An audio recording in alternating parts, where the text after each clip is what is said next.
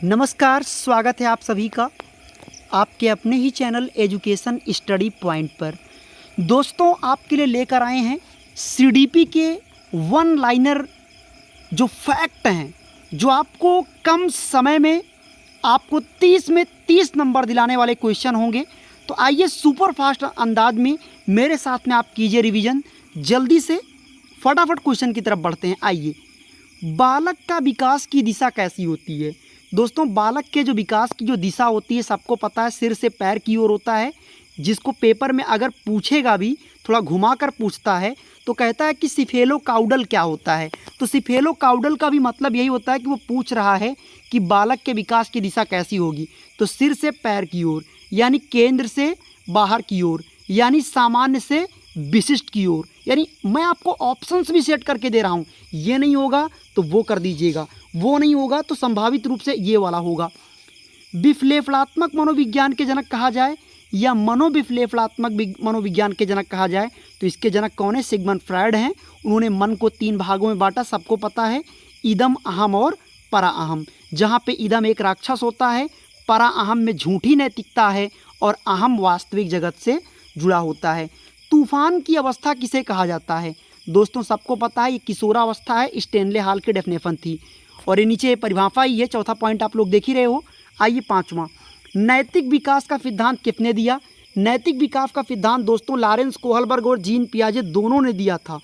मूल प्रवृत्तियां किसने दिया था? दोस्तों, मूल प्रवृत्ति विलियम मैकडूगल ने दिया।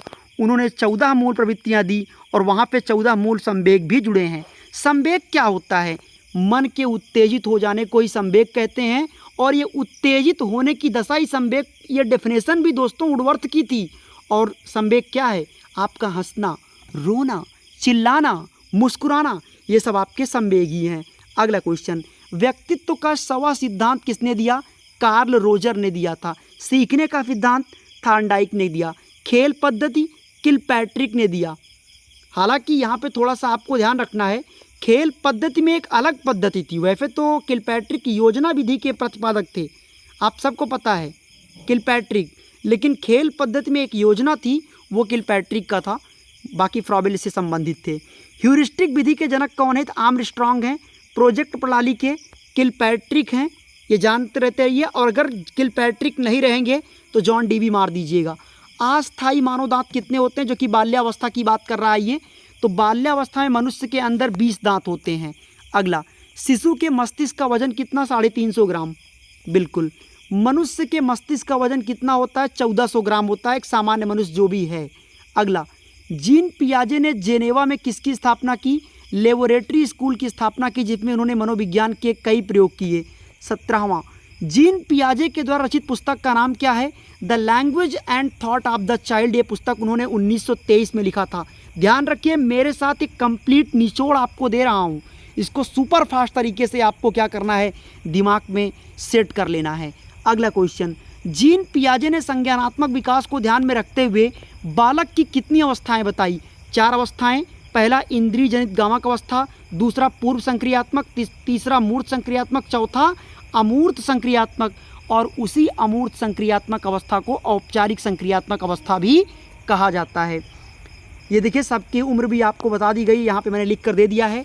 संवेदी 0 से 2, पूर्व संक्रियात्मक 2 से 7, सारी बातें यहाँ आपको दी गई हैं। अगला क्वेश्चन, संवेदी जो गत्यात्मक अवस्था है उसको किस नाम पे जानते हैं? बहुत बार पढ़ाया हूँ, लाइव क्लास में भी कराया हूँ, तो यहाँ पे फिर इतना टाइम नहीं वेस्ट करेंगे। अगला क्वेश्चन देखिए, अधिगम अंतरण से क्या तात्पर्य है? अधिगम अंतरण का मतलब होता है किसी पूर्व ज्ञान के आधार पर नए ज्ञान को सीखना ही अधिगम अंतरण कहलाता है।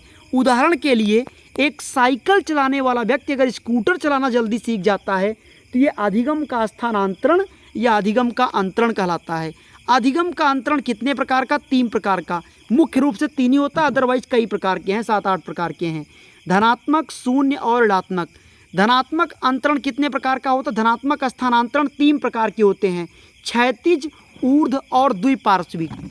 अगला क्वेश्चन, गणित संबंधी विकार किसको कहते हैं? डिस्कैलकुलिया को कहते हैं। पढ़ना डिसलेक्सिया, लिखना डिस्ग्राफिया। अपने छात्रों को दंडित करने के लिए आप सबसे पहले क्या करेंगे?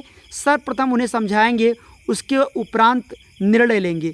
जब आप 1 मिनट। अपने छात्रों को दंडित करने के लिए आप क्या करेंगे, बिल्कुल वही काम करना है, उन्हें समझाना है। दंडित करना भी है तो दंड में उन्हें समझाना ही है।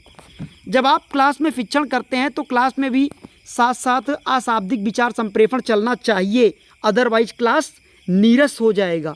शिक्षण के समय विचार संप्रेषण द्वारा छात्रों पर प्रभाव डाला जा सकता है मनोवैज्ञानिक रूप से।